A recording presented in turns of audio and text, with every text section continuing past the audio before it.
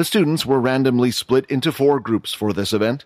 Each of them was to enter the small makeshift town from the north, south, east, and west entrances. The layout of the town was like a plus sign. There were several buildings and small alleyways, but larger pathways crossed each other in the center.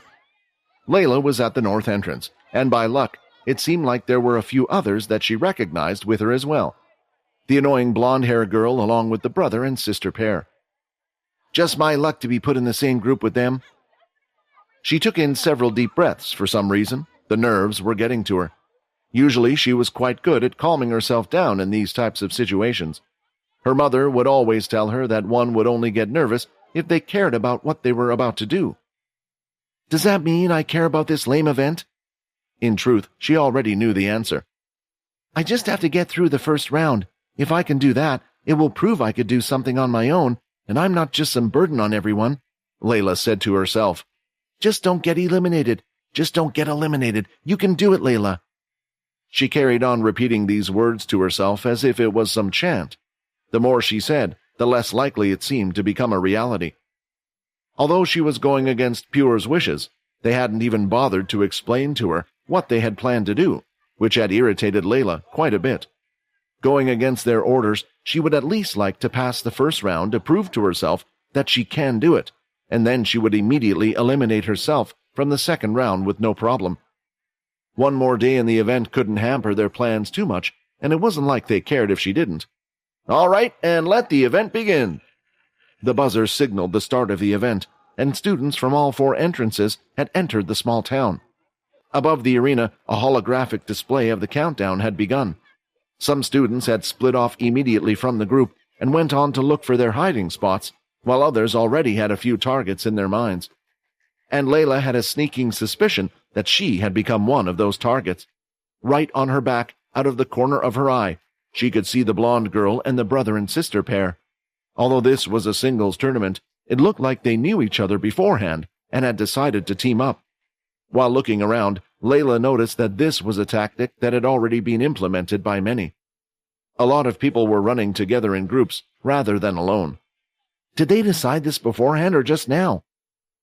It was too risky for Layla, and she didn't know anyone else in the competition. All her friends were on the outside, and if she teamed up with people now, how would she know if she could trust them? Hoping her suspicions were not right, Layla decided to stop going along the straight path and bolted in between 2 buildings down an alleyway. However, just like she had expected, the other 3 had followed her. Why? Why did you have to target me? What did I do? Is it 'cause I look weak? She said in anger as she gripped her bow. There were now only 15 seconds left on the timer before participants were allowed to hit each other and eliminate them. That's not fair, Quinn shouted at the screen, seeing that Layla had 3 people on her tail. Why are they grouping up on her? Quinn, you should know better than anyone that this world isn't fair, not the way it is right now anyway. It's not against the rules, so let's hope she doesn't take this loss hard, Vorden replied. Look, you can't count her out just yet, Vex said positively. She can still turn this around. Still, both Quinn and Vorden knew the reality. It was 3 against 1, and they were all also higher ability users. The only chance she had was to try to run into another group of people and hope the 2 of them fought it out, allowing one group to eliminate the other. But Layla wasn't even thinking about this tactic. She never thought of trying to use another group to get rid of the one on her trail. She was too focused on trying to figure out how to get rid of them all by herself. If she didn't, she would have felt even more useless. She finally decided to enter a small building and headed straight for the stairs. At least this way, she could face them down the stairway one by one, as it was quite narrow. When she reached the top, she turned around the corner and waited. Beep! The sound of the buzzer had gone off, indicating once again that the students were now allowed to attack. Come on, I need to survive the first round at least, and even if I don't, I'm taking one of you with me. She gently peeked around the corner, but there was no sound, not even footsteps could be heard or shuffling of any kind. Have they given up? She thought. Just to make sure, she fired an arrow and twisted it around the corner with her ability, hoping to hit anyone on the other end of the staircase. Ding! A little bell sound was heard, indicating that a player had been hit. A broad smile appeared on her face. When attempting to move, she looked down at herself and noticed that her red chest piece had turned black. She was the one who had been hit. "Hello?" a high-pitched voice from the right side said, sounding a little distant. When she looked outside, it seemed like the voice was coming from a glassless window on the other side of the room. She was on the second floor, and if one were to climb up from the side, they would have either made plenty of noise or exposed themselves to the many other students. Yet she had heard nothing. Popping her head outside of the window, she could see the blonde girl being lifted by her other colleagues, with wings on their back. They were flapping back and forth, allowing them to pick up the girl to reach the window. As much as she wanted to shout out in anger at the girl, she couldn't. Layla had lost fair, and she hadn't even put up much of a fight. "I'm sorry," Sam said, seeing that one of their friends had been eliminated. Not only that, but she was the very first student to be eliminated as well. "Come on," Quinn said. "There's no need to watch this anymore. Let's head back to the hotel, and we can try to cheer her up." He had hoped that Layla truly didn't care about the event. However, he felt like even if one didn't care, it would still be pretty embarrassing to be the first one to be eliminated. In the past, she had helped him many times before, and without her, Quinn wouldn't know what his current situation would be like. He wanted to be there for her right now. Being eliminated from the event, Layla left the field and was allowed to head back to her hotel rather than the underground slot. She had made sure to sign out and return the equipment given to her, and proceeded to write her name down on a digital tablet. When she grabbed the pen, she was able to see that she was the first one to have written down her name, confirming she had returned the equipment. Quickly, a digital signature was placed and she walked off heavy-footed. She took the elevator that went directly to the top of the arena. It was a little walk from where she was, since the underground facility looped around and had several places along the way. The elevator from the arena floor allowed one to go straight into the hotel lobby, as they expected some students to want to rest straight away or cool down before doing anything else. The ride up the elevator felt like it was taking forever to reach the top. When she had lost, she didn't know what emotion to feel. She had tried so hard, and the only thing she wanted to do was get past the first round. When finding out she was the first participant to be eliminated, it hit her even harder. "I am useless," she said, as tears started to roll down her cheeks. "Everyone was right. Vorden, Pure, my mother, that girl. They all told me several times that there was no reason for me to be here.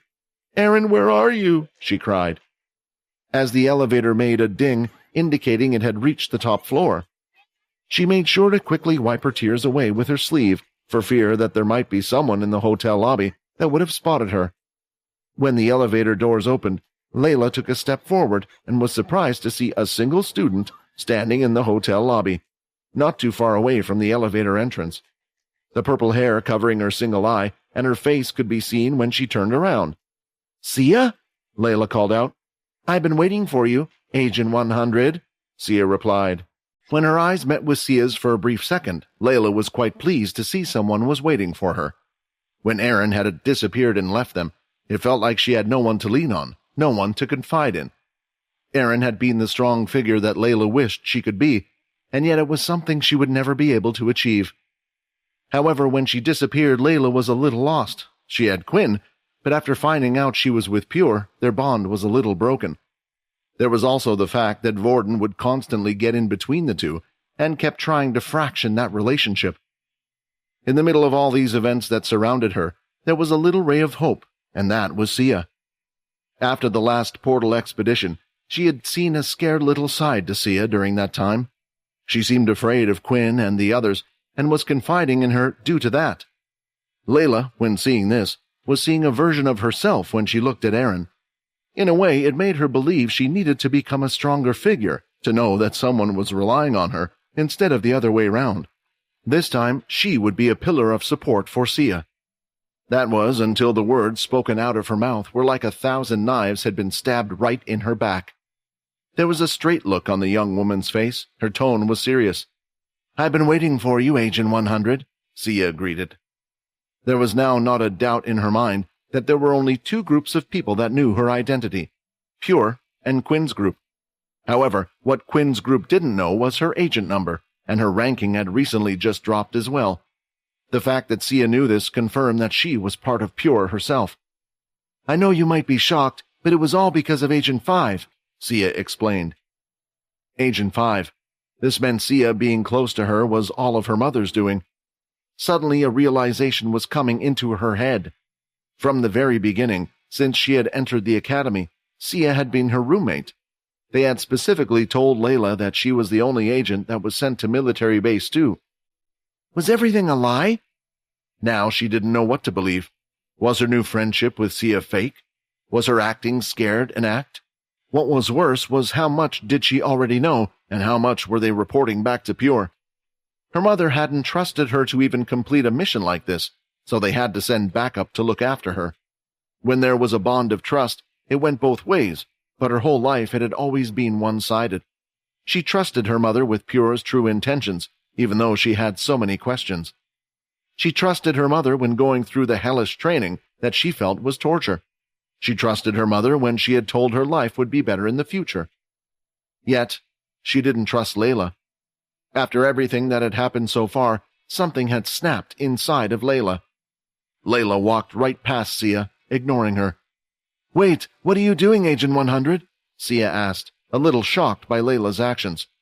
"Don't call me that! I'm not a number!" she shouted back. "I have a name, and I have a pretty good one." At that moment, the automatic doors to the hotel lobby opened and walked in Quinn and the other boys. They could immediately see her bloodshot red eyes, but had mistaken them for sadness instead of anger. "Are you okay, Layla? What's wrong?" Quinn said as he rushed over, placing his hand on her forehead, checking if she was all okay. "Idiot! Why didn't you come sooner?" she said. "And your hands are cold." At this moment, the full waterworks had come out, as tears of waterfall started to fall, and her head was now lying deep in Quinn's chest. "Hug her, dude," Fex whispered in her ear, while the other two boys pretend to look away and whistle. Not knowing what to do in this type of situation, he listened to Fex's advice and gave a firm hug to Layla as he tried to calm her down. "Quinn," she cried, "I don't want to be useless anymore. I don't." "Layla, when have I ever said you were useless?" Quinn replied. At this point, Vorden had decided to step away, knowing full well he had said that a few times. "You have done nothing but help me from day one," he replied. Seeing the scene, Sia didn't know what to do. She had still not even finished explaining the details of the upcoming plan. Agent 5 had assigned her the task to look over Agent 100. No matter what was to happen, this was her only mission. But right now, she couldn't interrupt this scene. "Layla," she tried calling out. "Go away! Go away!" she screamed. At this point, the others noticed that Sia was standing behind her, and seeing this strange reaction, Vorden started to wonder. He found it strange that Layla had broken down like this over the event. Sure, she would be upset, but was it such a big deal? "Hey, she doesn't like you being here, so just scram," Vorden said. "I can do what the hell I want," Sia snapped back. "You're not my boss, and you're not a teacher," she said as she continued to walk forward. "Just remember, I know about your secret, and yours," she said as she pointed at both Fex and Quinn. Sam, who was currently a bystander at this point, didn't have a clue what was happening and was finding it hard to follow along. "It's like I've been transported into the middle of a soap opera while still in the middle of a season," he thought. Sia walked forward, not caring about anything. However, after a few steps, she suddenly could no longer move. Something seemed to be restricting her movements completely. Then a breath was felt behind her neck. "I would like to see you try to tell anyone about that," Vorden said in a sinister voice. It was the first time she had heard him speak like that. She could see his hand pressed against her throat, with nothing but a chopstick pointed at it. Perhaps others would have laughed, but the deadly aura coming off of his words, she knew it was no laughing matter. Looking ahead, she could see another person who had his hand held out steady, with all his fingers pointed. "Now, why would you choose to threaten us?" Fex said. After hearing the words she spoke, he felt like this was the worst time for anything to be revealed. If the humans had found out what he had transported into, not even his sister Silver would be able to save him. That's why the instant she had moved forward and made the threat, he had activated his strings to hold her in place. At the same time, he immediately saw Vorden and the move, and carefully made sure to allow the strings to not restrict any of his movements. However, Fex soon realized he didn't need to do much, as it seemed like Vorden was able to see and move away from the strings of his own accord. He's a skillful one." At this point, Layla had nearly stopped crying. Quinn still had her held in her hands. She pushed away slightly from his chest and looked up into his eyes. "Quinn, please, I don't want to go back to them," Layla said. "I want you to turn me. I want to stay with you. I want to be stronger."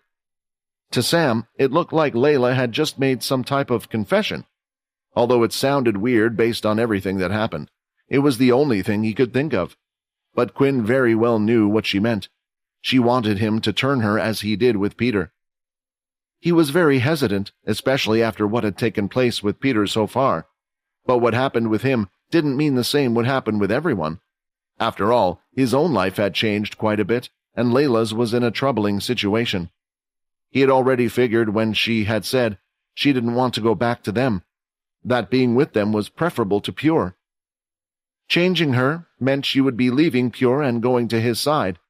Leaving a big organization like that wasn't simple. One would need the power to fight back, and Layla didn't have that. "Very well," Quinn replied. Quinn placed both of his hands on top of Layla's shoulders and moved her off slightly to the side. When Quinn agreed to turn her, she was ecstatic. The sadness surrounding her was lifted. Maybe this was the big change she needed in her life. "Thank you," she said as she sniffled a little bit and rubbed away the last few tears. Of course, right now wasn't the time to change Layla and go through the blood ritual. She was well aware of that. They were in the middle of the event, and there was always the chance the same thing that happened to Peter could happen to her. It was best to wait until they were back at school, where Logan could access the black market in case she did turn into a ghoul. "Ladies and gentlemen, the fighting event will soon begin," the speakers announced. The sound of the crowd outside beginning to move was heard.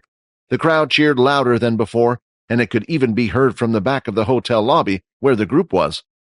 This announcement and the reaction made it clear it was the most anticipated event out of the main three. "Nate," Sam said in a rush. "Sorry guys, I gotta go watch my friend.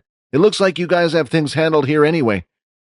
Although many things were happening in front of him, he hardly knew this group of people and was just helping them out for the time being. What he wanted to do now more than ever was go and support his true friend Nate. "I'll come with you," Logan said, as he was equally concerned about what might happen to Peter, and one of them from Quinn's group needed to inform them of what was happening. The others didn't have to worry about it too much. With Sam, it just looked like some type of strange invitation, and nothing was ever mentioned about Quinn being a vampire or any sort. All that was revealed was that Quinn and Fex had some type of secret. Seeing the level 1 on their wristwatch and how confident they were, he probably guessed it had something to do with the fact that they hid their abilities, yet were in the school based on being weak. This was something he could report to the school if he wanted to, but he saw no reason to. Not being in the same military school, he would have had no benefit from doing such a thing whatsoever, not that he would have even bothered in the first place. The two boys quickly left together and went ahead to the screen 2 areas, while the other 3 were left behind. However, after hearing the announcement, Fex was equally worried and wanted to leave as soon as possible. There was a good chance his sister would be watching the fight. Depending on how close she was to the arena, she would smell out Peter, or there was even the chance of Peter revealing some of his powers, giving him away. The problem was that he was the one holding Sia right now. "You two can go as well," Quinn said. "I can deal with her on my own." Both Vorden and Fex looked at each other from the other side. It was the first time Quinn had requested something like this. He would often ask for their advice in situations like this, so they found it a little strange. Did he already have a plan? "Are you sure?" Vorden asked, still keeping the chopstick he had in his hand, close to Sia's throat. "I'm sure," Quinn said. "Honestly, I haven't given up on Peter yet. I need you two to see if there's any way of saving him, any gaps in their routine if we can ship him off. I know it's unlikely, but even if we can't, at least we can find out what they plan to do to him, so we can get revenge later on." It was the first time they had heard Quinn declare that he had planned to go against the military in the open like this. Saving one's friend from them was different. He was now clearly saying if he couldn't save them at one point, he would punish those that did this. "I like it," Vorden said with a smile. "I agree," Fex said, as he let the strings loosen and returned to him. Vorden quickly ran over, and the other 2 had left the hotel lobby as well. Quinn quickly looked at Layla and just gave a slight nod, indicating she should go off and follow the boys. Before leaving, she whispered something into Quinn's ear. Sia started to look around the room to see if there was any way out. The hotel lobby was quite large, and the area they were in was near the elevators around the corner from the reception. It was a good 20 meters before they could be in sight of anyone. She then looked up at the top right-hand corner where a camera was present, but she also knew this was useless as well. There was a specific reason why Sia had chosen to meet Layla here. The camera here had been disabled already. In the security room, it would just show a loop, and also it was far enough from the reception area where no one could hear or see them. With no choice and the others gone, she felt she could only do one thing. A spirit spear formed in her hand, and she quickly threw it out towards Quinn. Straight after, she tried bolting it towards him, as she wished to run past him and head for the exit, or at least the reception area. Moving to the side, avoiding the first spear, Quinn then went ahead to Sia. Another spear was thrown, and this one hit him directly in the stomach. "Yes," she said, knowing full well that Quinn would have been slowed down, but it was useless. Quinn wasn't even using his full speed. Half a second later, he was already directly in front of her, and he quickly threw out his hand, grasping his fingers tightly around her neck. Even with the debuff, he was now faster than any normal human. As she looked into Quinn's eyes, she could see, for some reason, that there was great anger. When the other two had left, she thought the most troublesome ones had gone. Instead, it looked like the worst one was left behind. He knew from the conversation earlier that she was pure, and before Layla had left, she had told him not to worry about the cameras. "What is Pure planning to do?" Quinn asked. "As if I will tell you," she croaked out again. Why was it that she seemed to be getting strangled all the time by these psychos, she thought.